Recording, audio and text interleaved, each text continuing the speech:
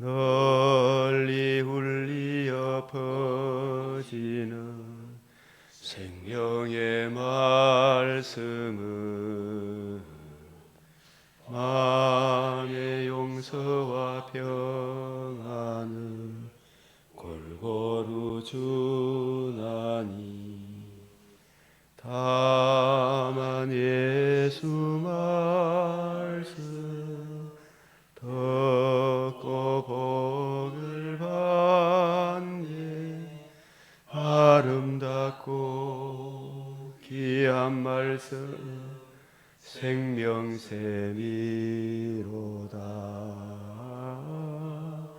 아름답고 귀한 말씀 생명샘이로다. 아멘.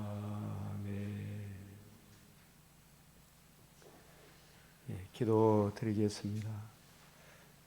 거룩하시고 은혜와 자비가 풍성하신 우리 아버지 하나님, 오늘도 복된 새벽을 저희들에게 허락하시고 우리는 공로없사오나 늘 주의 의를 바라보게 하시며 의지하게 하사 주님 발 아래 앉아 생명의 말씀을 듣는 그 일을 먼저 행함으로 참 인생의 금생과 내생의 약속이 있게 하심을, 그 은혜를 누리게 하심을 감사드립니다.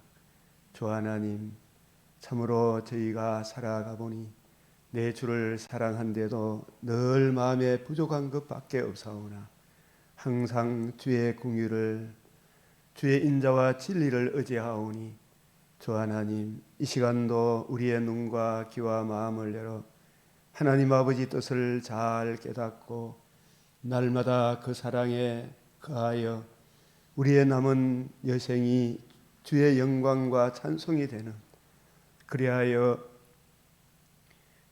육체와 영혼으로 살다가 우리의 영혼이 육체를 떠나 그리스도 앞에 이를 때에 잘했다 칭찬받는 우리 모든 성도들 되게 하시며, 주어진 우리 인생을 가장 먼저 해야 될 일, 나중에 해야 될 일, 그 일을 잘 깨닫게 하시고 범사에 주의 이름을 높이는 아름다운 예배자의 삶으로 살아가게 하여 주시옵소서.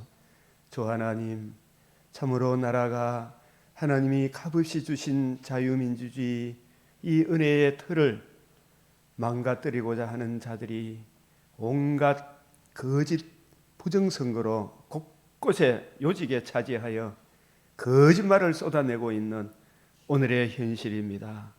주 하나님, 참과 거짓을 분별할 수 있는 분별의 영을, 정직한 영을 우리 성도들에게, 이 땅의 그리스도인들에게 새롭게 하사 주 하나님, 악을 악하다, 선을 선하다 할 수 있는 용기와 담대함과 분별력을 더하여 주시사 참다운 우리 성도들에게 너희는 세상의 빛이요 소금이라 말씀하신 것 같이 저희들이 진정 성도로서 예 아니오를 분명히 함으로 하나님 아버지, 주님 주신 자유민주주의 대한민국 그 귀한 선물을 지키는 일에 하나님 저희들이 드려지게 하여 주시옵소서.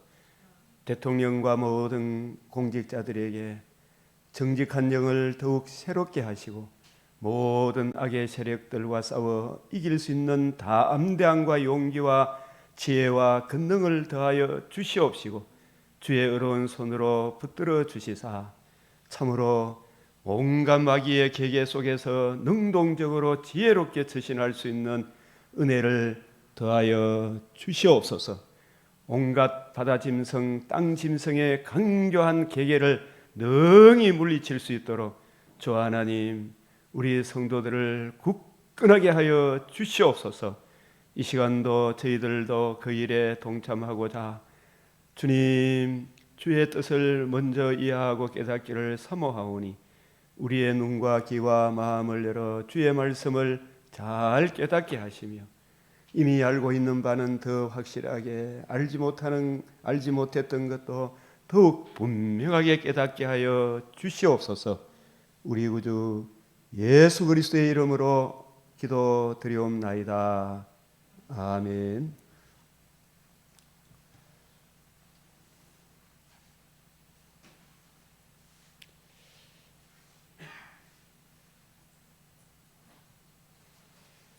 이 찬송가 달고 오묘한 그 말씀, 생명의 말씀은, 귀한 그 말씀은 진실로 생명의 말씀이로다. 아름답고 귀한 말씀, 생명샘이로다. 이 귀한 주님의 말씀, 내 노래 되도다.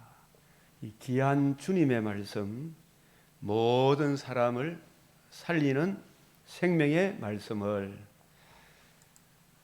값도 없이 받아 생명길을 가니 아름답고 귀한 말씀 생명샘이로다. 이 찬송가 가사에 참 귀한 주님의 말씀이 내 노래 되잖아요. 누구나 이 다 성경책을 들고 있는데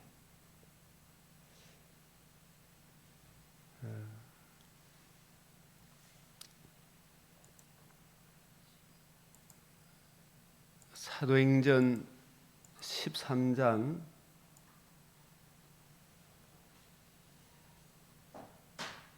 27절에 보면 예루살렘에 사는 자들과 그들의 관리들이 예수와 및 안식일마다 외우는 바 선지자들의 말을 알지 못하므로,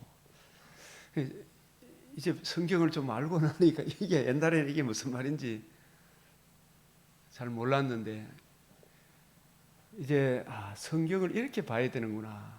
좀 나이가 들고 이래 좀 해보니까 옛날에 이걸 누가 가르쳐 주는 사람도 없었지만 자꾸 진리를 찾다 보니까 이 말씀이 무슨 말인가 이게 알게 되었어요. 이게 안식일마다 외우는 바 선지자들의 말을 알지 못하므로, 누가? 예루살렘에 사는 자들, 그들 관리들이, 말씀을 맡은 그 당시의 지도자들, 바리새인, 사두개인, 서기관들이 예수님 이 성경의 주제인 구약 성경이 누구를 증거하는 책이에요? 예수 그리스도와 그의 복음으로 이루어지는 아들의 나라에 대하여 구약 성경이 증거하는데, 이 구약 성경의 주인공, 성경을 안식일마다 외우는데 외우다시피 한 이 성경을 알지 못해요. 그 성경의 주인공이 예수고, 그 외우는 바 선지자들의 말, 이 선지자들의 말이 구약 성경입니다. 구약 성경은 선지자들의 터 위에, 신약 성경은 사도들의 터 위에, 구약 성경은 선지자들이 하나님의 성령의 감동하심으로 기록된 말씀이 39권. 이 39권의 이 말씀을 다 외운다는 그런 뜻은 아니겠죠. 여기서 그의 요점을 외우는 외우면서도 그게 무슨 뜻인지를 알지를 못해요. 그래서 예수를 정죄하여 선지자들의 말을 응하게 했다. 그대로 이루어지게 했다. 그런 뜻입니다. 그러면 우리가 방금 불렀던 이 찬송가 가사에 달고 묘한 그 말씀, 생명의 말씀은 했잖아요. 그래서 이 성경을 어떤 관점으로 푸느냐에 따라서 확 달라져요. 우리가 누가복음 11장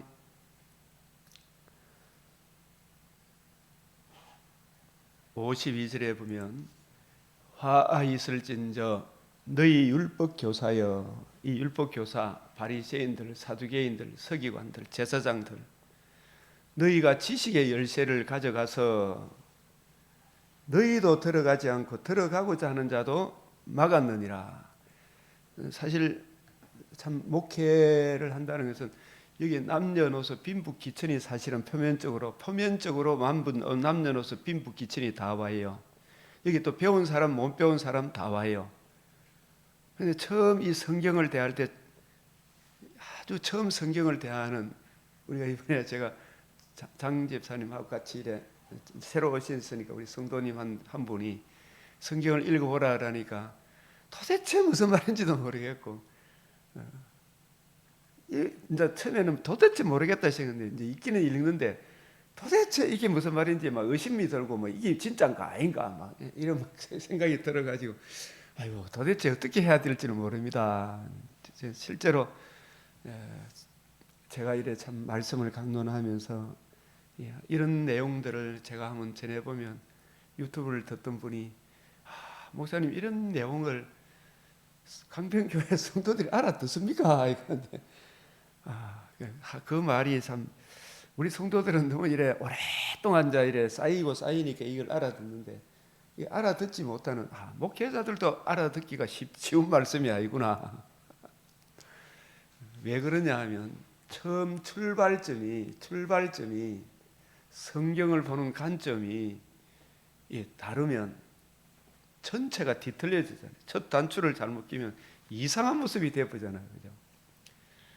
그래서 이 율법 교사들은 성경을 보는 관점이 구약 성경은 메시아 언약적 관점에서 봐야 되고 신약은 그 메시아 언약의 완성인 우리 주 예수 그리스도와 그의 복음과 복음으로 이루어지는 하나님 나라 관점으로 성경을 보아야 해. 이 전제를 가지고 봐야 돼. 전제를 가지고. 내 처음 들은 이 지식이 잘못되면 전체가 사실 뒤틀어져요. 제가 이게 좀 신뢰가 될지는 모르겠는데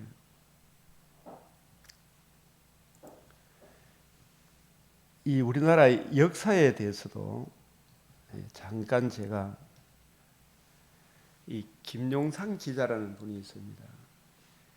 이분이 이런 우리나라 근현대사에 대해서 자세히 이것이 그런가 하여 자세히 연구해서 실제는 이렇다라고 지금 우리한테 가르쳐 준 거예요. 제가 이걸 저도 학교 교사도 했고 또 신학 대학생 선교회 간사도 교육도 받고 훈련도 받고 간사 생활도 했고 또 총신신학대학원을 갔고 또 조직신학도 공부도 해보고 역사신학도 공부해 보면서 이 성경을 볼 때 무조건 아멘이 아니고 이것이 그런가 하여 자세히 공부 잘하는 사람의 특징은 이것이 그런가 하여 연구를 해봐요. 자기가 들었을 때. 우리나라의 역사도 누가 이런 견해를 이야기하면 전혀 다른 견해를 이야기할 때 이걸 좀 포괄적으로 이것이 그런가 하면 살펴봐야 되잖아요. 무조건 따라가면 목사 말이라고 무조건 따라가면 그건 낭패 보는 거 아니에요. 만약에 진리가 아니다 그러면 이번에 탄핵 사태 이걸 보면서 저 사람도 저런 생각을 이 사람도 저런 생각을 하고 놀랍게도 장신 교수 65명 정도 되는 사람이 그 내용에 대해서 왜 탄핵 정국이 올 수밖에 없었는가 거기에 대해서는 하나 연구하는 것도 없이 무조건 이 사람들은 윤석열 대통령을 탄핵해야 된다 빨리 끌어내려야 된다 이걸 성명서를 발표했거든. 우리의 기도문이라고 그러면서 근데 이분들이 진짜 이것이 그런가에 살펴봤는가?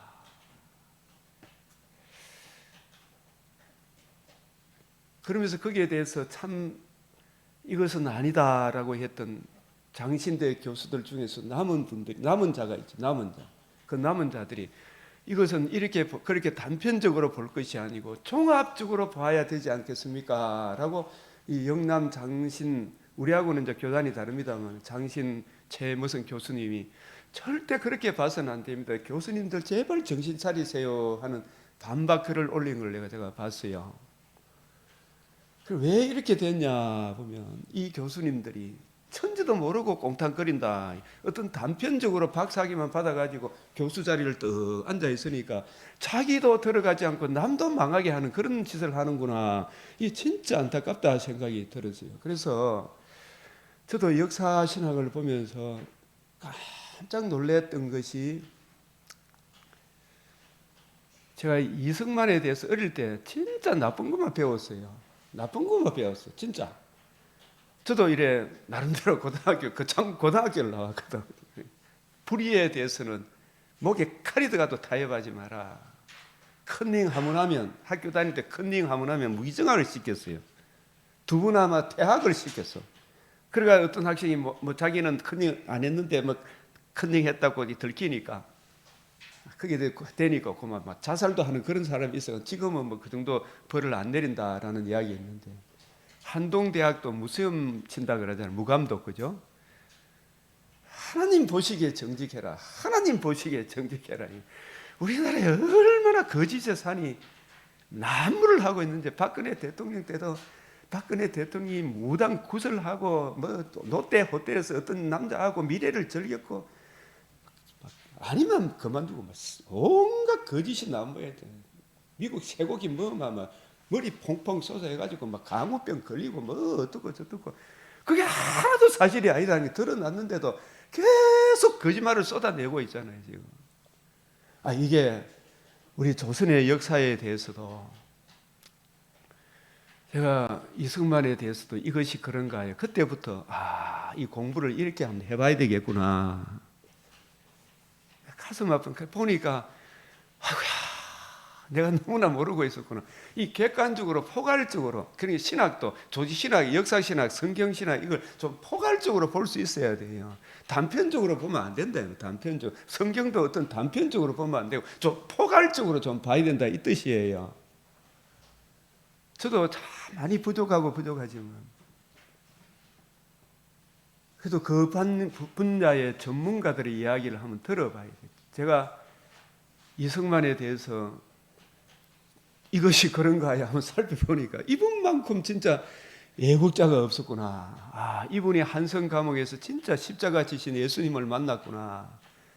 그래서 그 속에 있던 남녀 빈부 기천, 예수님이 그 만왕에 와 계신 분이 자기를 낮추어 우리 죄를 위하여 성육신하시고 의로운 삶을 사시고 모든 사람들의 세리와 죄인들의 가늠하다가 현장에 붙잡힌 그 사람에까지도 친구가 되어주시고 그 죄를 친히 담당하시고 살아나심으로 생명과 썩지 않는 하나님을 드신 이 은혜의 복음을 만나고 난 뒤에 이승만 대통령이 그 소년 시절 아닙니까? 한성 감옥에서 죽어가는, 콜레라로 죽어가는 사람들을 피를 닦아주고 했던 그런 걸 쭉 보니까 이분이 내가 만난 예수님의 은혜를, 더 큰 은혜를 받은 분이구나, 이런 막 간절한 마음이 들면서 이분이 예수님 저도 예수님 사랑을 만나고 난 뒤에 예수님보다 더 귀한 분이 없다, 하나님보다 더 귀한 분이 없다 싶어서 저도 동네 씨름 선수 하면 씨름 대회 하면 제가 씨름을 잘 1등을 하고 그런 적이 있어요. 그래가지고 씨름하고 1등하면 막 하나님 감사해도 무릎 꿇고 막 기도하고 그런 적이 있는데, 그 뭐 사람들 욕하잖아요. 욕하든지 말든지 나는 이렇게 하나님께 감사합니다. 그때는 신앙이 어릴 때 하나님께 감사합니다 이렇게 기도도 하고 그랬었는데, 이분은 내가 만난 예수님보다 더 큰, 예수님의 더 큰 은혜를 만났구나. 다시 공부해본 그 관점에서 이승만 십자가 지시고 부활하심으로 우리에게 거듭남과 산 소망을 주신 이 예수님 만남으로 이승만 대통령이 양녕대군의 16대 손이잖아요. 16대 손이지만은 얼마나 양반 의식에 우울감이 있었겠고, 그 당시에 양반들은 우리나라 1800년 이전까지 쌍놈이 노예가 있잖아요. 평민이 아니고 노예가 50%, 50%였고 1800 갑오 경제 일어나기 전까지, 일본이 오기 전까지 30% 이상이 다 노예였어요. 노예. 사람 이름이 없었다니까, 이름. 그래 일본이 와서 호적에 등록하는 게 아니라 이름이 아니고 개똥이, 말똥이, 소똥이, 똥으로. 그래 일본 사람이 보기에 아무리 사람을 똥이라 하면 되나? 똥이라 하지 말고 자야라, 순다라. 이렇게 해서 이름을 지어 좋은 거예요. 그걸 좀 진짜 맞아야 만 이걸 근원부터 누가복음 1장 1절에 3절에 보면 예수님 복음을 이루신 예수님 말씀, 예수님의 그 가르침을 가지고 예수님의 가르침을 다시 예수님이 가르쳐 주신 그 가르침을 가지고 창세기부터 말라기까지 근원부터 자세히 살펴보는 거예요. 이것이 그런가요? 성경을 이렇게 자세히 살펴보니까 이게 내가 들었던 거하고 너무 차이가 나는구나. 너무 차이가 나는구나. 성경, 우리가 가는 것은 성경이 나의 기준이고 표준이잖아요. 그 지금 65명의 장신대 교수들도 근원부터 좀 자세히 살펴보면 자기가 배웠던 바르트 자유주의 신학을 배워놓으니까 사두개인 신학을 배운, 예수님 당시에 사두개인들은 부활을 안 믿는 사람이에요. 그래도 율법주의자들은, 바리새인들은 부활을 믿는 사람들이에요. 문자적으로 봐서 그랬지. 사두개인들은 부활도 안 믿는, 오늘날 치면 윤리 도덕만 주장하는 기복신앙보다 더 위험한 게 윤리예요. 윤리를 주장하는 사람들. 기독교 윤리 실천 운동가는 이게 얼마나 잘못됐다 그런 거. 그 사람들 이야기하는 복음이 없어요. 복음이 빠질 뿐만 아무것도 아닌 거예요. 그 사람들도 처음부터 전제가 사두개인 신학을 배워놓으니까 오늘날로 보면 자유주의 신학을 배운 거예요. 율법주의, 성경을 통치적으로 보게 되면 율법이 복음으로 이끌어요. 이 복음을 만나야 율법이 살아나는 거예요, 내 삶에.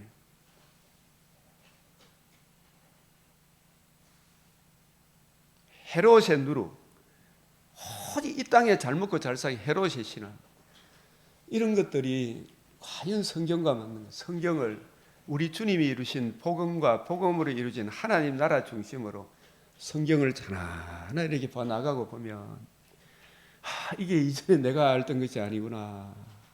이걸 새로 봐야 되겠구나.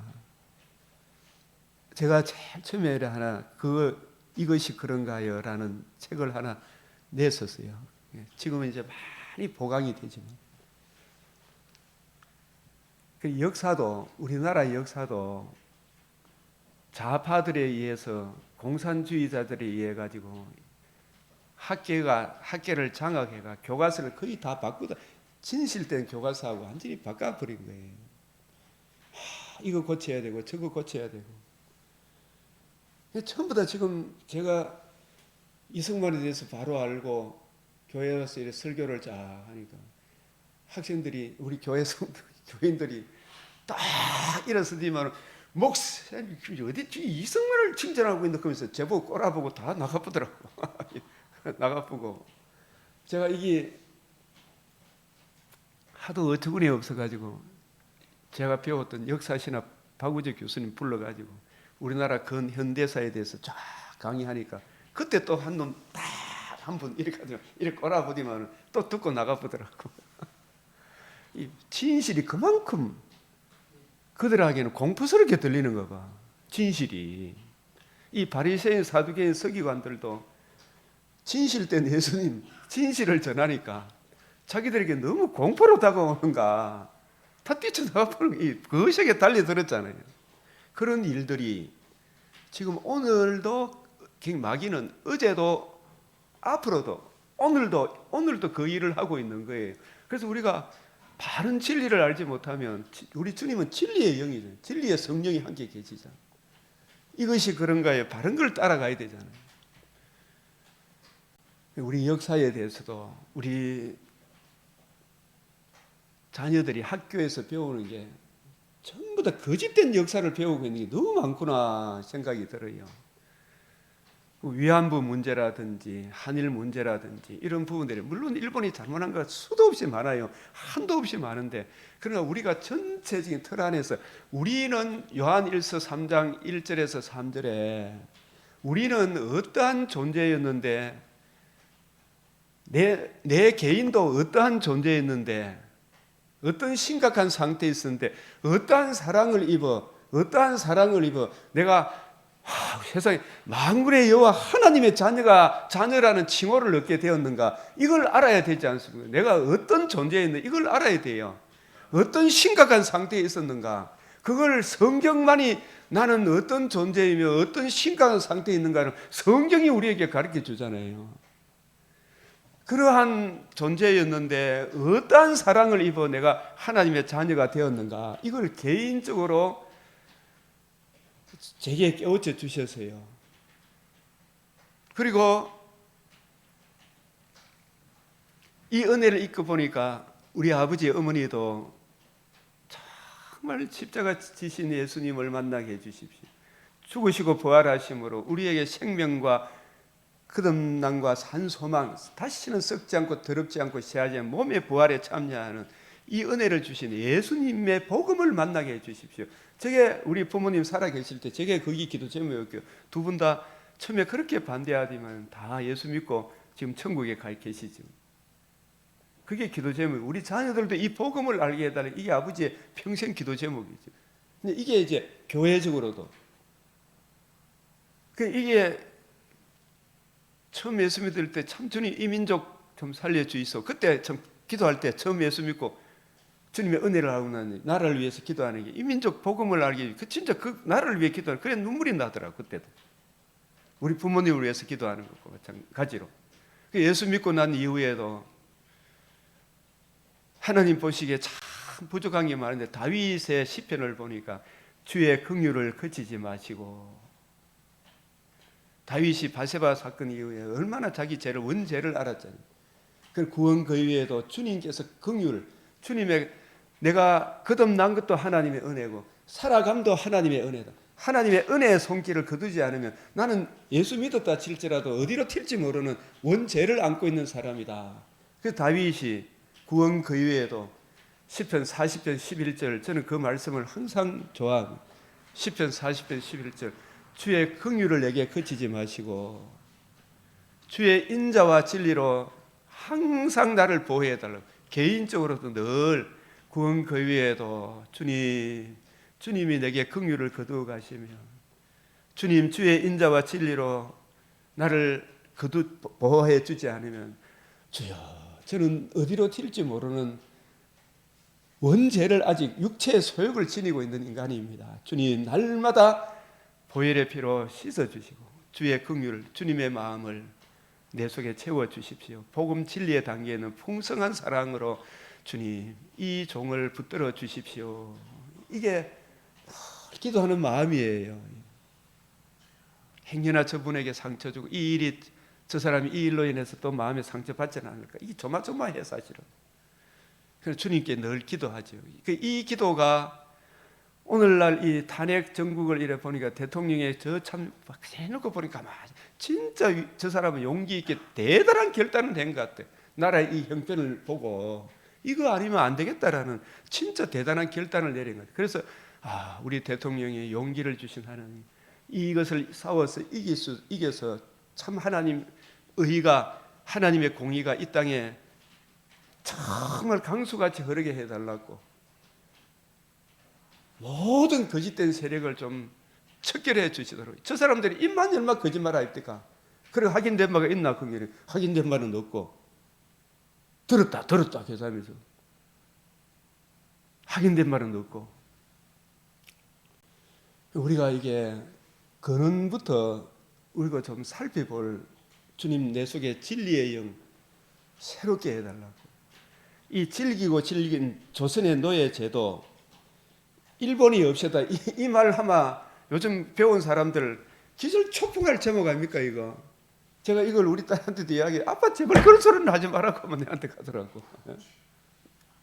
그런데 현실인 걸 왜 합니까 이게? 하나님의 섭리 속에서 전체 틀 안에서 이 질긴 조선의 노예 제도, 여러분이 실제적으로요 30% 이상인 그냥 이름도 없는 개똥이, 소똥이, 말똥이라.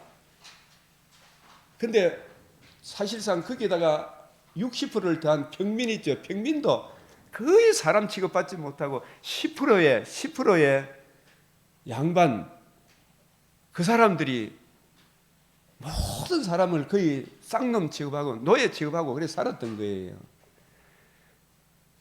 이런 것을 우리가 이래 볼 때 제가 잠깐만 좀 소개하면 이게 항의하면 총으로 쏘니까 이분이 이야기하는 거 제가 잠깐만 소개할게요. 경제 혈액이나 마찬가지인데 왜 구한말 1894년 무렵에 동학이라는 것이 폭발하게 됐을까? 폭발하게 되었습니다. 이면을 들여다보면 돈 문제가 있습니다. 요 사진을 보시면 여기 이제 외국인이 서 있고요. 여기 무슨 뭐 쓰레기 더미 같이 뭐 이렇게 쌓여 있는 게 이게 이제 조선 동전입니다. 조선 동전은 가운데 이렇게 구멍이 뚫려 있어서 이거를 이제 들고 다니기 편하도록 이렇게 꿰서 이제 뭐 한 개미 두 개미 이렇게 하는데 저 양반이 조선에 도착해 가지고 뭔가 여행을 하려고 이제 노새를 살려고 돈을 이제 뭐 환전을 하니까 노새 한 마리 살려고 하는데 동전을 이만큼을 주더라는 거예요. 그래서 이제 이 양반이 야 이걸 운반하려고 보니까 노새 6마리가 필요하더라. 교환 가치로서의 이 돈의 가치가 상실된 것이죠. 그래가지고 이 무렵 1894년 무렵에 영국의 왕실 지리학회 회원이었던 이사벨라 버드 비숍 여사가 조선에 와가지고 여행을 하려고 보니까 도저히 이 돈을 운반할 수 있는 방법이 없는 거예요. 그래서 고민하다가 어떻게 여행을 했느냐. 저 한강을 따라가지고 한강에서 배를 한 척을 빌려가지고 배를 타고 이제 그 거슬러 올라가서 상류로 올라갑니다. 상류로 올라가가지고 배 아래에다가 환전한 돈을 쫙 깔고 갔다. 아니 이 정도 노새 한 마리 사는데 이렇게 주면 이걸 어떡하라는 얘기입니까 이걸. 왜 이렇게 됐을까? 바로 돈 문제입니다. 이미 1894년이 되기 이전부터 이 조선에 그 주재하는 이 서양 외교관들은 왕조의 몰락이 이제 시작될 것이다. 그리고 뭔가 한번 왁 하고 문제가 생기면은 쓰나미처럼 이게 닥칠 것이다. 기존 질서를 번복시키는 반란과 동시에 한반도는 부동항을 노리고 남진하는 러시아나 그에 저항하는 일본에게 넘어가는 건 피할 수 없는 거 아니냐. 하여간 우리 구한말 역사를 보면서 이 영국과 러시아의 관계를 빼면 우리 역사가 존립을 하지 않습니다. 그런데 우리 현재 우리 학계뿐만 아니라 우리 중고등학교에서 배우는 역사 교과서에도 영국과 러시아의 이 글로벌 그레이트 게임이라는 이야기는 단 한 줄도 이게 우리 역사를 볼 때 영국과 러시아의 이 대제국의 이 싸움 속에 한반도가 딱 끼어갖고 그 가운데 우리가 어떤 위치에 있었는가 이 틀 안에서 전체 틀 안에서 한반도 역사를 봐야 된다 이런 이야기예요. 제가 이야기를 하는 것은 우리가 성경도 어떤 한 구절을 볼 것이 아니고 전체 구절 안에서 그 구절이 차지하는 역할이 뭔가 이걸 같이 봐야 된다 이런 뜻입니다. 제가 다시 나오질 않아요. 그러다 보니까 우리 현재 우리의 이 자녀들을 가르치는 이 교과서는 일국사적인 관점 보기라고 하는, 그러니까 세계사와 우리 역사가 이렇게 연동돼서 움직이는 이런 걸로 계속 들여다보면은 우리가 얼마나 정말 보잘것없는 나라인지 창피한지. 그러니까 세계사라는 이 한쪽 바퀴를 떼내버리고 그냥 우리의 모습만 들여다보자 하는 일국사적인 관점의 역사 보기로 이렇게 가는 순간 국수주의로 빠지게 돼 있습니다. 이게 이런 위험한 역사관을 우리 아이들에게 가르치고 있는데 이게 제일 큰 문제가 아닌가 싶습니다. 이런 국수주의에 빠져 있는데 이제 우리가 김구하고 이승만 대통령 비교하면 이승만 대통령 그 당시에 미국에 가서 온갖 신학, 철학, 역사, 세계사를 쫙 공부를 하고 우리나라의 위치가 어느 정도 있는가, 이 나라를 어떻게 이끌어 가야 될까 전체 확 눈이 열리는 거예요. 김구는 그야말로 이승만 대통령이 골목 대장에도 지나지 않아요. 그만큼 보는 눈이 넓은 거예요. 전체 안목에서. 그래서 이 나라를 자유민주주의 체제를 세워야 되겠다. 이 꿈이 있었던 거예요. 복음을, 예수 그리스도 그의 복음을 소중하게 여기는. 우리는 내 것만 맨날 이걸 갖고 내가 알고 있는 요걸 갖고 막 멍석말이 가는 거 있잖아요. 나쁘다 그만 같이 막 지도 알지도 모르는 척 집 밟아보는 거라고요. 그러니까 이걸 우리 장로님이 지금 이 기업을 이래 지금 새로 창업하셔가지고 커피를 만드는데 이 커피가 세계 글로벌 커피가 된 것은 미국 세계 가장 유명한 커피까지 거기서도 만들어 나가요. 이런 것이 된 것은 이 장로님이 미국에서도 공부하고 한국에서도 대구 경대학교 경북대학 저 한동대학 동시 통역 나오고 이 보는 글로벌 보는 시야가 넓으니까 커피 하나를 만들더라도 전체 문화에서 어떤 관점으로 보고자 하는 눈이 열리는 거예요. 그래서 우리가 뭐 말은 태어나면 어디로 보내고 제주 자식은 태어나면 그만큼 서울에 있는 세계를 보는 안목이 있는 거예요. 저만큼 글로벌한 안목을 갖고 있는데 미국이라는 나라도 전체를 볼 수 있는 눈이 있는 나라가 있는 거예요. 그게 없으니까 맨날 국수주의에 빠지는 거예요. 국수주의에. 우리는 어떤 존재였는데 어떤 사랑을 입어 이만큼 자유를 누리게 되었는가 이걸 알아야 되는데 그냥 우리 거 최고다 이것만 배운 거예요. 이게 제일 큰 문제다 이야기입니다. 제가 오늘 설교 시간에 조선 후기의 대신인 김윤식은 이 보십시오. 1893, 4년 무렵에 조선의 상황을 이렇게 표현했습니다. 모든 관리들 봉급이 끊기고 시장 거래는 정체됐다. 국가 재정은 기울고 백성의 힘은 고갈되었다. 1907년에 대구에서 국채보상운동이라는 것이 벌어집니다. 그때 1907년 대한제국의 1년 예산은 1310만 원이었는데 바로 1907년에 빚진 총 외채가 1300만 원이에요. 그러니까 1년치 예산만큼 외국에다가 빚을 졌습니다. 1910년에 이 한일 병합 때 일본에서 빌린 외채 총액이 4,453만 7,958원으로 늘어났는데 외채 총액이 1904년 정부 세출 예산의 3.1배입니다. 왜 그랬을까요? 아까 말씀드렸듯이 끝없이 황실에서 연회를 베풀고 그 당시에 지금 나라가 망하는데 밴드부는 왜 만들었을까요? 오케스트라. 또 우리가 민비에 대해서 영화를 나비처럼 벌처럼 그런 거 있잖아요. 영화 봤는 거 모르겠는데 민비에 대해서 제가 어릴 때부터 좋은 거는 전 나쁜 거는 하나도 못 배웠어. 전부 좋은 점만 이야기. 일본 놈 때려 죽일 놈 이것만 딱 세뇌가 돼가 있는 거예요. 근데 이 우리가 기독교적 관점에서 이렇게 다시 이렇게 보면은 민비만큼 악질적인 여자도 없구나. 그걸 알게 돼요. 온갖 거 다 했어요. 그거 한번 공부 한번 해보십시오. 이것이 그런가요? 그게 그 사람도 그 틀 안에 살아가니까 어쩔 수 없는 거라. 이 틀을 하나님이 어떤 가정에서 벗겨주셨는가. 이사야 8장 20절에서 22절에 보면 이리 봐도 저리 봐도 깜깜한 흑암밖에 없어요. 흑암밖에 없는 놔두세요. 그대로 놔두라. 네. 그래서 깜깜한 흑암밖에 없는데 우리 하나님께서 이 복음의 빛을 비추어 주셨구나. 그래서 우리가 십자가의 전달자라는 노래가 있잖아요, 그죠? 정말 그런 찬송을 이런 역사를 좀 알면 우리 조상은 어떤 조상이었는데 어떤 위기에 있었는데 어떤 사랑을 입어 이런 나라가 이게 되었는가. 이걸 1902년에 거금 50만 원을 주고 일본으로부터 순양함이라고 사와요. 양무호라고. 알고 보니까 이게 군함이 아니고요. 영국에서 오래전에 만든 석탄 운반선이에요. 그래서 일본이 이거를 중고로 사다가 일본에서 쓰다가 이게 연료 효율이 너무 낮아가지고 연료를 너무 많이 잡아보니까 세워놨다가 조선 정부에서 군함을 산다 그러니까 그 석탄 운반선 갑판에다가 딱총 같은 대포 몇 개 얹어주고 이거 순양함이니까 사라 그래가지고 그 순양함이라고 사와요. 나중에 이걸 왜 사왔나 봤더니 다른 나라 외교사절들이 오면은 예포를 쏘잖아요. 고종이 1902년이 자기 왕위에 오른 지 40년 되는 해였습니다.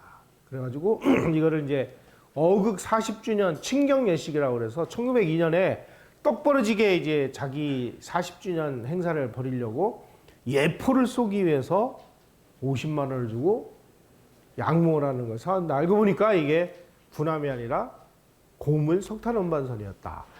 이 돈이 어디서 나옵니까? 전부 외국에서 빚내가지고 산 겁니다. 그러니까 막 외채가 막 미친 듯이 이렇게 쌓이는 것이죠. 이게 바로 양모 사진인데요. 그래서 양모를 들여와가지고 배를 움직이려고 보니까 이 그 연료비가 막 기하급수적으로 늘어나니까 석탄 살 돈이 없는 거예요. 그래서 배를 운영하지도 못하고 그냥 세워놓습니다.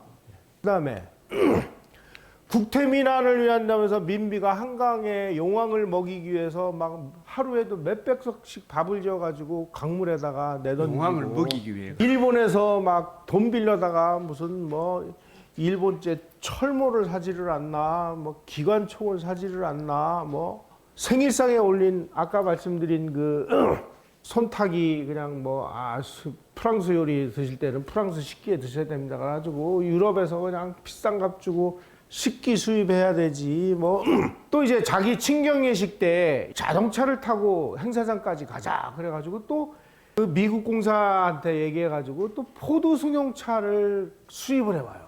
수입해오는 것까지는 좋았는데 조선에 이걸 운전할 드라이버가 없는 거예요. 그래서 아주 비싼 값을 주고 또 일본 사람을 또 운전기사로 채용을 해요. 또 친경예식 때 이제 그 초청해 오는 이 귀빈들을 위해서 귀빈들을 가마를 태워 보낼 수는 없지 않느냐.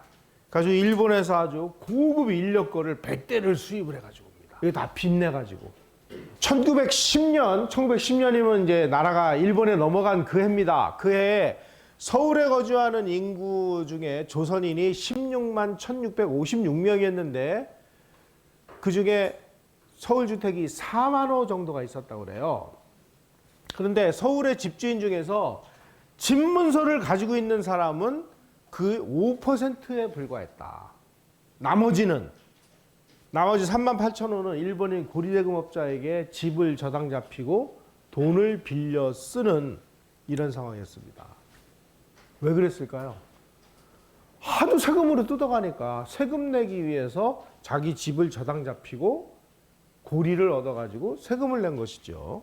통치자와 지배계급의 매관매직, 삭시와 낭비에 필요한 비공식, 공식 세금을 백성들을 털어서 하다 보니까 그 영국인 비숍 여사가 조선의 관리들은 면허받은 흡혈귀다. 이렇게 기록을 할 정도였습니다. 국가 재정이 어려워지면 가장 먼저 뭐가 결단나느냐? 군대가 결단이 납니다. 군대라는 것은 전쟁 나면은 이제 그 나라를 지키는 데 사용을 하지만 평상시에는 이건 정말 소비 집단이죠. 이 군인들을 먹이고 입히고 재우고 훈련시키고 무장시키고 이러려면 얼마나 많은 비용이 들어가겠습니까? 그러니까 이제 이거를 유지할 수 있는 그 돈이 없다 보니까 이제 군대가 망가지는 것입니다. 그래가지고 조선은 초기에는 그나마 뭐 좀 괜찮았는데 임진왜란을 거치면서 임진왜란 이후에는 걷잡을 수 없이 군사력이 축소돼가지고 나중에 1907년 우리가 정미 7조약으로 대한제국 군대가 해산당하던 1907년에 육군사관학교 교수가 도대체 대한제국의 군대가 몇 명이었는가를 연구를 해보니까 중앙군, 지방군, 왕실수비대, 군악대, 의장대 다 합쳐서 8,700명이었다. 이게 8,700명 이런 군대여서 우리나라 이걸 또 봐야 돼. 이렇게 나와 있습니다. 일본은 어떻는가? 1907년에 일본군은 몇만이었느냐? 120만 명이 편제였습니다. 이렇게 됐더니 일본은 1500년부터 개항을 했어요. 세계와 이 교류를 했다는 거예요. 우리나라는 꽉 닫았다는 거예요. 조선 후기는 군대를 유지할 수 있는 경제력이 안 되다 보니까 군대 유지를 못한 거예요. 그러니까 지금 적들은 전부 배를 타고 오는데 조선은 수군이 없어요.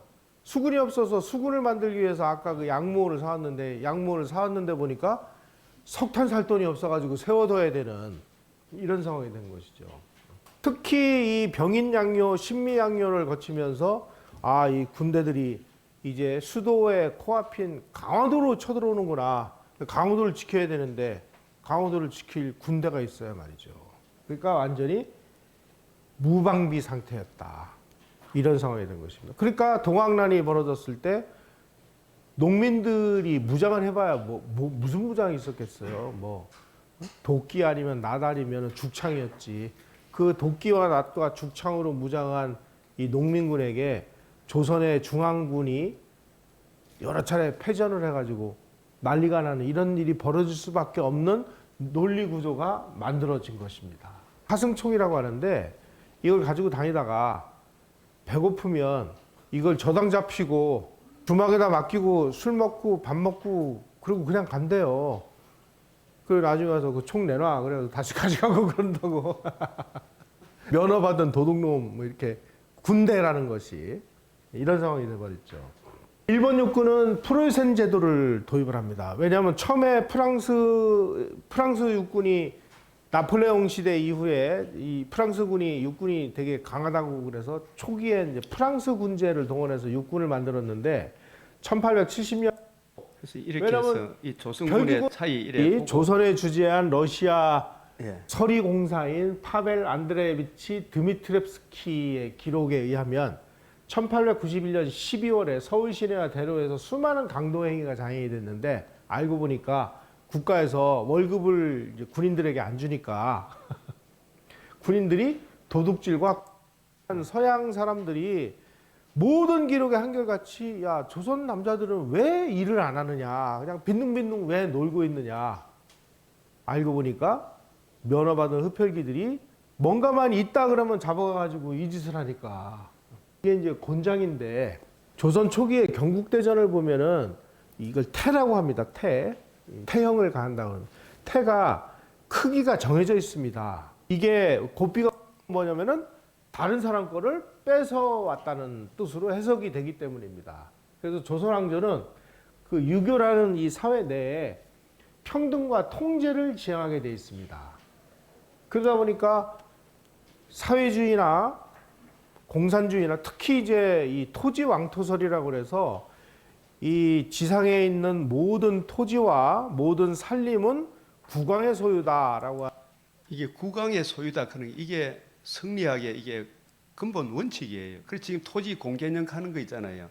이게 좋은 이야기 같죠. 백성들이 똑같이 토지를 가진다는 이 자본주의 경제를 무시하고 타고난 저마다 소질 이걸 개발하는 걸 무시하고 왕 한 사람이 전체 양반들이 다 다스리는 이게 오늘날 공산주의 체제하고 같은 거예요. 그걸로 다시 돌아가자 하는 그게 동학이란 말이에요. 성리학으로 돌아가자 하는 거. 그걸 우리가 알아야 돼요.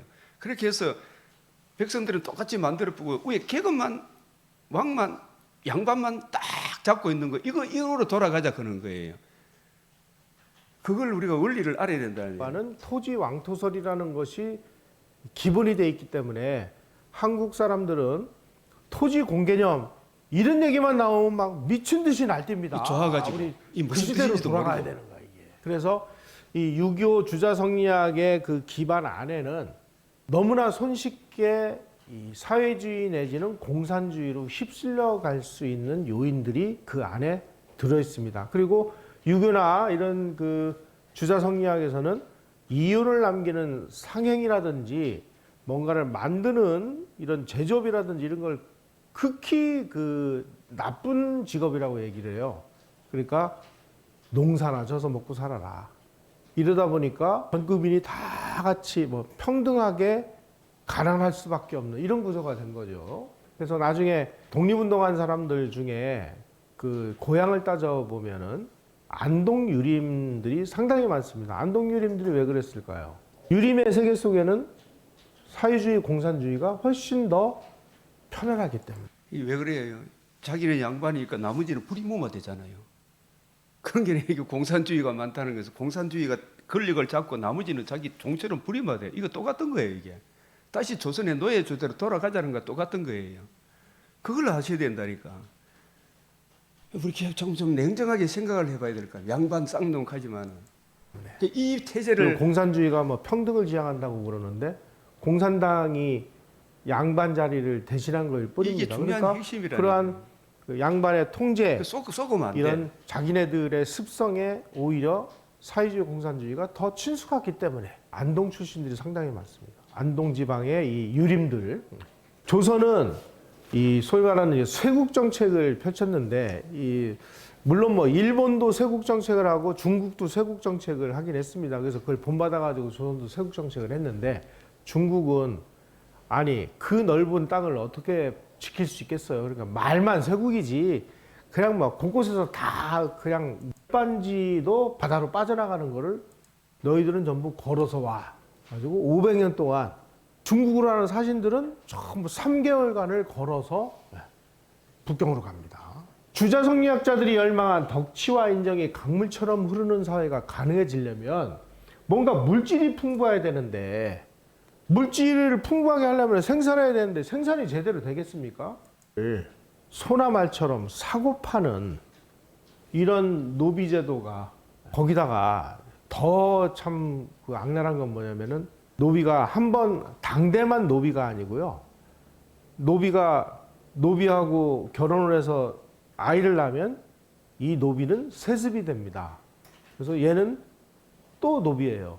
이런 식의 노비 신분을 세습하는 이런 사례는 지구상에서 정말 조선을 제외하고는 찾아보기 힘들다. 그래서 미국의 이 노예제도를 연구한 사람들이 한국의 이 노비제도를 보면서 야, 이게 미국의 노예제만 정말 악랄한 줄 알았더니 조선은 더 극악무도한 노예제도가 있었구나. 더군다나 미국에서 노예는 전부 아프리카 흑인들을 썼잖아요. 근데 조선에서는 같은 민족을 또 다른 나라들은 노비를 어떤 식으로 그 획득을 하냐면 전쟁에서 이기면 그 정복 지역에 가가지고 정복 지역의 이 군인들이나 이 힘쓰는 애들을 전부 데려다가 노비로 쓰는데 조선은 어디 나가가지고 침략을 할 때가 있어야 말이죠.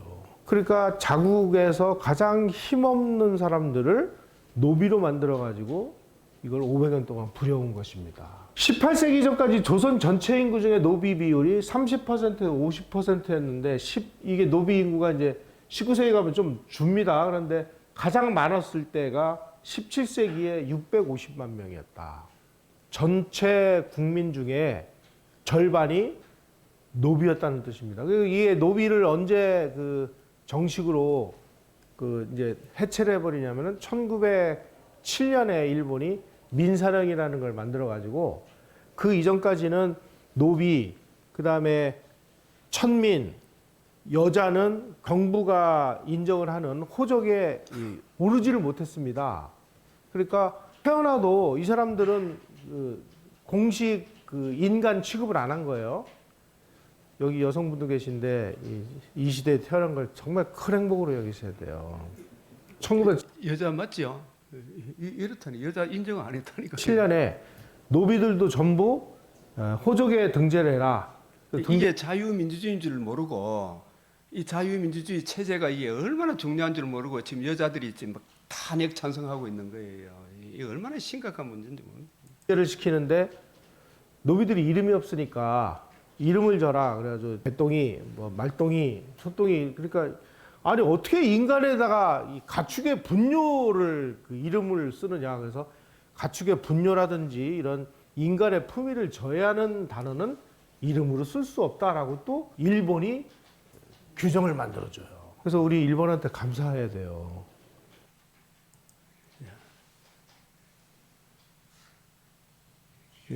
이게 참 아픈 현실이지만 저는 이걸 이래 보면서 이사야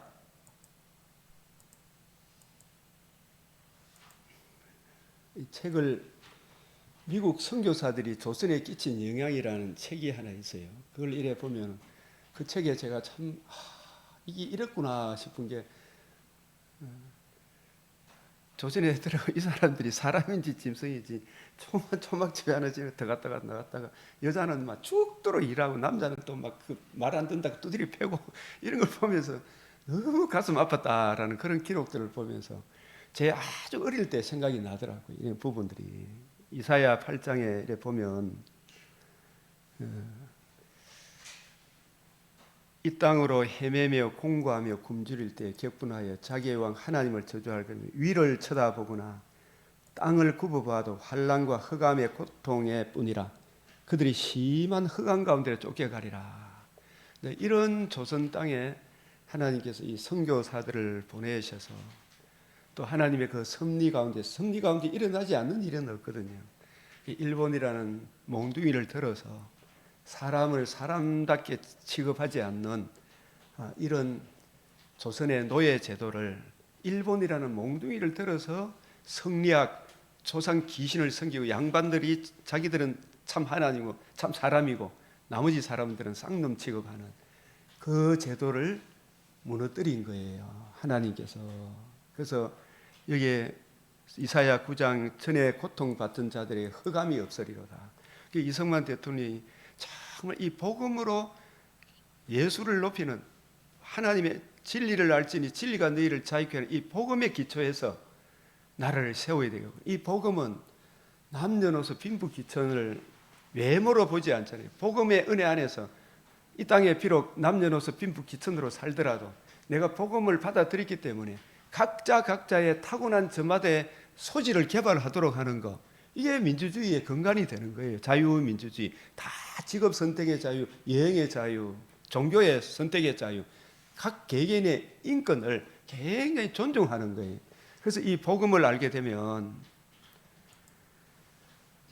고린도후서 5장 17절에 그런 적 누구든지, 그러므로 우리가 이제부터, 이 우리는 복음을 이해하고 깨달은 하나님의 백성은, 이런 뜻이죠. 이제부터는 어떤 사람도, 십자가 지신 예수님을 만난 이승만 대통령은 이 십자가 지신 예수님을 만나기 전까지는 그 영광의 광채이신 분이 십자가를 지시고 우리 죄를 대속하시고 살아나심으로 우리로 거듭남과 산 소망을 주신 그 높으신 주 예수의 이 은혜를 이해하고 깨닫고 적용받은 사도 바울은, 우리의 조상 이승만 대통령은 이제부터 복음을 알고 난부터, 이승만 대통령은 어떤 사람도 육신을 따라 알지 않으니, 우리나라가 여자에게 투표권을 준 거 이게 미국보다 앞서다 그런 거 아닙니까? 그만큼 복음에 충실했던 사람이에요. 예? 투표를 한다는 것은 국민에게 주권이 있다, 이 뜻 아닙니까? 근데 이 투표를 부정해서 그 권력을 잡아, 이 사람들이 진짜 내른범이라는 거예요. 선관위와 관계된 모든 그 사람들이 나라를 뒤집어 엎는 거 아닙니까? 자기들이 자유민주주의를 자기들이 권력을 잡아 백성을 종처럼 부리묻겠다는 거 아니겠습니까? 이 어떤 사람도 육신을 따라 알지 않는다, 이 말은 남녀노소 빈부귀천 사람의 외면적으로, 표면적으로, 세상적 관점으로 나는 양반이고 니는 쌍놈이, 나는 서울대학교 나왔고 니는 대학도 못 나왔지 그러면서 무시하고, 나는 남자고 니는 여자지, 이런 관점으로 나는 사람 안 보겠다는 이야기예요. 예? 왜냐하면 모든 사람은 심히 부패하고 가증한 죄성을 지니고 있고 그 죄로 인한 주의 진노가 머물러 있는 사람이, 하나님은 절대 공의의 하나님이, 그 공의 앞으로 인도하기 위해 하나님이 독생자를 주셔서 우리에게 베풀어 주신 이 큰 은혜, 주 예수의 이 은혜의 복음을 이해하고 깨달은 사도 바울이 예수님의 복음을 만나고 나니까, 복음을 만나기 이전에 바울은 이방인에 대해서 개돼지 취급했던 사람이라, 이방인 노예에 대해서 개돼지 정도가 아니겠죠. 이거는 뭐 완전히 쓰레기 취급을 한 거 알겠어요. 그저 자기를 위한 종처럼 생각하는 그런 관점을 가졌지만, 사도 바울이 우리가 이제부터는 어떤 사람들이면 남녀노소 빈부귀천 유대인이나 이방인이나 육신을 따라 알지 않는 세상적 관점으로 내 사람을 보지 않겠다. 저는 이 군대에 있을 때 주님 만날 때 이 본문이 이렇게 좀, 저도 뭐 합천 중학교 나오고 거창 고등학교 가니까 나름대로 막 우월감을 갖고 있다가, 나중에 보면 서울대학교 가는 사람이 있고 뭐 그 대학도 못 가는 사람도 있고 시험 떨어지는 사람이 있고, 그 막 서로 차별이 있잖아요. 하나님은 절대로 그런 관점으로 안 보겠다는 이야기죠. 그 마음의 중심에 자기 죄를 알고 그 죄로 인한 주의 진노의 두려움을 알고 은혜의 이 복음을 아는 그 중심을 보겠다. 예수님을 기쁘게 하는, 주님의 뜻대로 살아가는 그 중심을 보겠다 이야기죠. 육신을 따라 알지 아니하노니, 세상적 관점으로 안 본다 이 말입니다. 이 얼마나 귀한 말씀이에요 이게. 비록 우리도 그리스도도 육신을 따라 알아서나, 저 갈릴리에서 무슨 선한 것이 나오겠노? 예수님을 세상적 관점으로 보니까 왜 저런 인간이 달동네 사는 사람이 그때 당시에. 이제부터는 그같이 알지 아니하노라. 이 은혜의 복음을 이해하고 깨닫고 나니까 누구든지 그리스도 안에 있으면 새로운 피조물이구나. 그 대표적인 계시가 바울, 빌레몬, 오네시모, 빌레몬서가 있잖아요. 빌레몬서에 은혜 이 복음으로 거듭남과 산 소망을 가진 바울이 이방인 빌레몬에 대해서 세상적 관점으로 안 보잖아요. 세상적 관점 걸 존중을 해줘. 그러나 우리 주님의 복음이 먼저라. 복음, 은혜가 먼저라. 빌레몬의 노예 오네시모를 복음을 전해서 받아들임으로 도망친 노예지만 그 당시에 누구나 이 개똥이 말똥이 개똥이 말똥이도 취급되지 않는 이름도 없는 짐승처럼 취급받던 그 오네시모를 복음을 전하 받아들임으로 내 신복이다, 내 형제, 내 심장과 같은 사람이다. 이 오네시모한테 좀 잘해줘라. 이게 빌레몬서 아닙니까? 빌레몬도 너도 나를 형제로 대한다면 이 오네시모도 복음 안에서 우리 같은 형제로 대해줘라. 빌레몬, 바울, 오네시모 그리스도 예수 안에서 다 하나다 이 말이에요. 복음 안에서 하나님은 아무도 사람을 외모로 안 봐요. 외모로. 그래서 이 복음 진리에 입각해서 그 개인의 그 인권을 하나님의 형상으로 지정을 받은 이 인권의 근거에서 세운 나라가 자유민주주의다 이 말이에요. 이 체제를 무너뜨리고 공산당 지금 북한 한번 보십시오. 얼마나 나머지 그 공산당원들 외에 공산당원끼리도 서로끼리 치고받고 싸우고 이 김정은을 위한 전부 다 돼지처럼 저 나가서 멋대로 죽어나가는 그런 나라가 되고 싶어요. 그 토지 공개는 다 백성들이 다 뭐 아파트 여기 뭐 프로지오 아파트 여기 있고 좋은 아파트 살만 배가 아파가 저 부서 아프고 우리 같이 나누자 그런 게 그게 좋은 게 아니다 그런 걸. 그러니까 막 없는 사람들이 막 공산주의로 팍 빨려 들어가는 거예요. 그 어렵고 힘든 다 국민의 7, 80%가 다 공산주의를 찬동했던 그 시절에 이승만 대통령이 복음을 알고 하나님을 의뢰함으로 이 어렵고 힘든 나무에서 진짜 자유민주주의를 건설하고 대한민국을 1948년 8월 15일 건국을 한 이후에 이 일이 어찌 사람의 힘으로 가능한 일이겠습니까? 전적인 하나님의 은혜 아니겠습니까? 이은영 의원, 이은영 목사님이랑 그 국회의원이 되었으니까 기도로 시작합시다. 그렇게 해서 우리나라 대한민국 건국일날 기도로 시작한 나라예요. 기도로. 그런데 이 자유민주주의를 파괴하려고 하는 사람들이 끊임없이 공산주의 사상을 가르쳐가지고 교과서를 왜곡하고 이승만을 갖다로 아주 개돼지 취급하는 거예요. 저 하랑 무공훈장 참 경주 하랑원에 한 가보면 얼마나 그 대통령을 깎아 내려놨는지 김구를 높여놨는지 우리 이번에 박우조 교수님 오셔가 근현대사 할 때 김구와 이승만과 역사 쫙 비교해서 설명했죠. 역사적 사실을 낱낱이 조사해가지고 우리가 그런 걸 좀 공부를 해야 될 거 아닙니까? 이걸 모르니까 끌려가는 거예요. 그래서 우리가 제가 처음 시작했을 때 불렀던 이 찬송가 달고 오묘한 그 말씀 생명의 말씀은 귀한 그 말씀이 진실로 생명이로다. 나의 길과 믿음 밝히 보여주니 아름답고 귀한 말씀 이 말씀이 주님의 귀한 말씀 내 노래도다. 주님의 말씀은 성경을 어떤 관점으로 보느냐 마지막으로 다시 한번 확인합니다. 요한복음 5장 39절 요한복음 5장 39절 다 같이 시작. 너희가 성경에서 영생을 얻는 줄 생각하고 성경을 연구하거니와 이 성경이 곧 내게 대하여 증언하는 것이라. 너희가 성경에서 영생 하나님의 자녀됨 거듭남과 산 소망을 얻는 줄 생각하고 성경을 여기서 말하는 1차적인 성경은 우리로서는 신구약 성경이지 여기서는 구약 성경이에요. 구약 성경을 연구하거니와 이게 선지자의 글이에요. 구약 성경이 누구에 대하여? 내게 대하여. 예수가 누구시며 메시아에 대하여. 예수가 여자의 후손이며 아브라함의 자손이며 다윗의 자손이며 그 자손이 하나님의 아들 그리스도이신데 성령으로 임마누엘 하시고 우리 죄를 위하여 죽으시고 사흘 만에 부활하심으로 뭘 이루었다? 천하 만민이 들을 수 있는 최고의 기쁜 소식 복음을 이루시고 이 복음을 듣고 믿음으로 흑암의 근세에서 벗어나 사랑의 아들의 나라로 옮겨지는 아들의 나라에 대하여 예수 그리스도의 나라에 대하여 증거하는 것이다. 이 관점으로 구약 성경을 봐야 된다 이 말이. 이 관점으로 성경을 풀어주도록 성령이 오셔서 이명호 목사를 세우셔서 예수님 관점으로 성경을 풀어주는 그 말씀이 진짜 은혜의 말씀이다니까요. 그 말씀이 생명의 말씀이라니까요. 생명의 말씀. 성령이 오셔서 하신 목적은 사도행전 20장 28절 여러분은 자기를 위하여 또 온 양떼를 위하여 정말 조심해라. 성령이 그들 가운데 이명호 목사 같은 또 다른 목사님들을 교회 감독자, 목사로 삼으신 것은 하나님이 자기 피, 우리 피가 아니 하나님의 전적인 공로다 이 말이에요.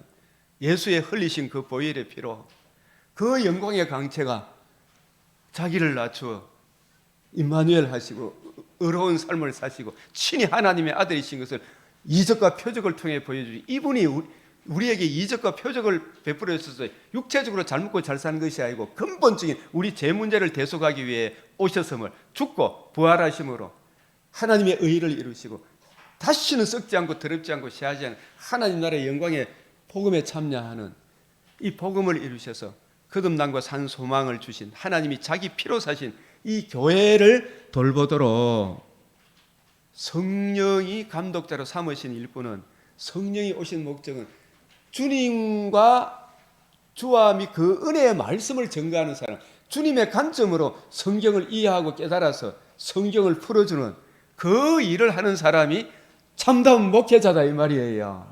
주님의 관점으로. 그래서 내가 떠난 후에 사나운 이리가 이 교회 안에 뱀이 그 입에서 물을 강같이 토해내가 신학교 안에 교회 안에 침투해가지고 이 자유민주주의가 이거 토지 공개님 해야 된다 그러면서 공산주의로 가는 길인지도 모르고 막 자유주의 신학들이 복음보다도 윤리 실천이 어떻고 저떻고 해서고 막 그런 일을 막 쏟아내는 거예요. 이런 사람들이 사나운 이리가 교회 밖에 있는 것이 아니고 교회에 들어온다는 게 이게 바리새인의 누룩, 사두개인의 누룩, 헤롯의 누룩, 여로보암의 길, 발람의 길, 이세벨의 길을 가는 이런 사람들이 자유주의 신학자들이 사나운 이리가 들어와서 양떼를 아끼지 아니하고 막 성명서 발표하고 이래요. 예?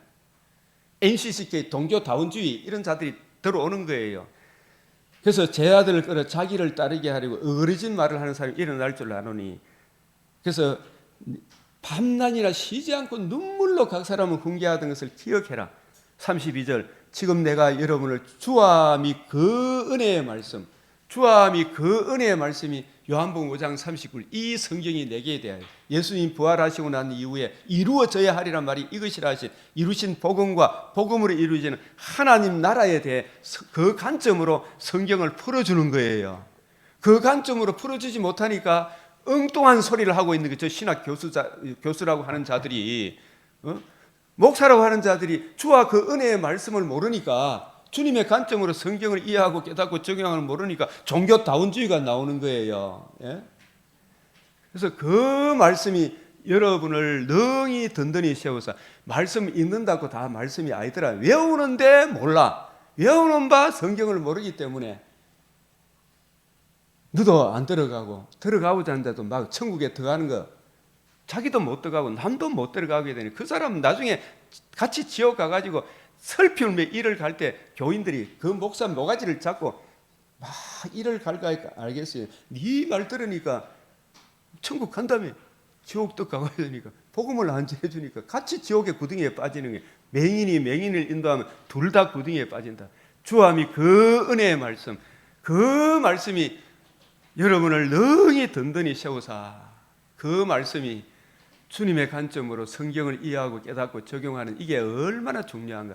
이것이 그런가. 범사에 헤아려 하나님의 이 말씀이 객관적 진리가 내게도 진리가 되게 해달라고 기도하면서 그 뜻을 더 깊이 이해하고 깨달아가는 우리 모두 되시길 참으로 바랍니다.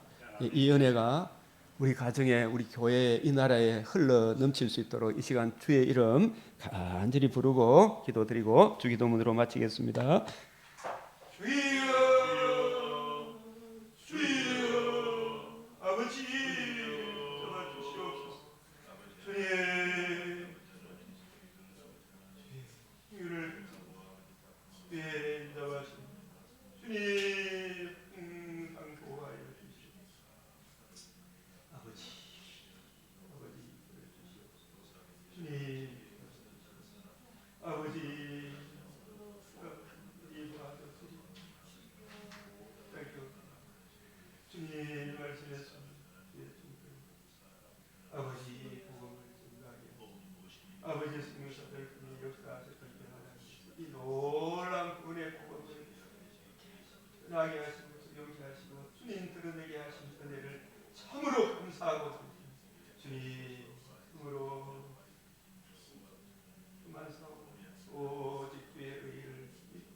이 시간도 주의 큰 긍휼을 의지하여 간구하옵니다. 주여 들어주시옵소서. 주여 행하여 주시옵소서. 주여 주의 얼굴 비춰서 하나님의 영광을 하는 주님 복음의 빛을 말씀을 들은 찬송을 해주시오. 오 하나님 아버지여 이 나라의 머리에 아버지여 세워주신 저 대통령 하나님의 공의로움과 하나님의 사랑스러움을 알게 하시고 그 집된 저 마귀의 세력들을 능히 물리칠 수 있도록 하나님의 어려운 손이 붙들어 주시사 주님께서 참으로 은혜로 합없이 세워주신 자유주신 대한민국 주님 지켜주시옵소서.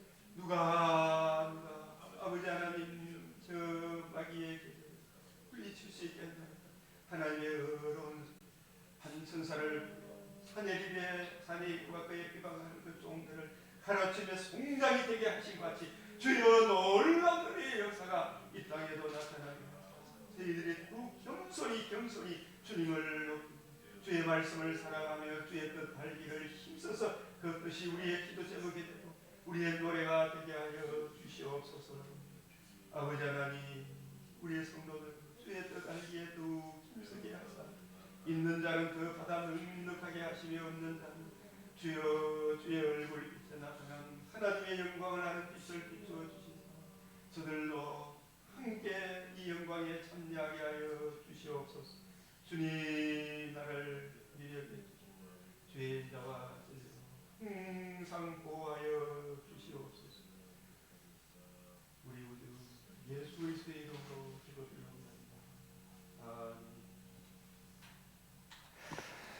주님 가르치신 기도로 마치겠습니다. 하늘에 계신 우리 아버지 이름이 거룩히 여김을 받으시오며 나라가 임하시오며 뜻이 하늘에서 이루어진 것 같이 땅에서도 이루어지이다.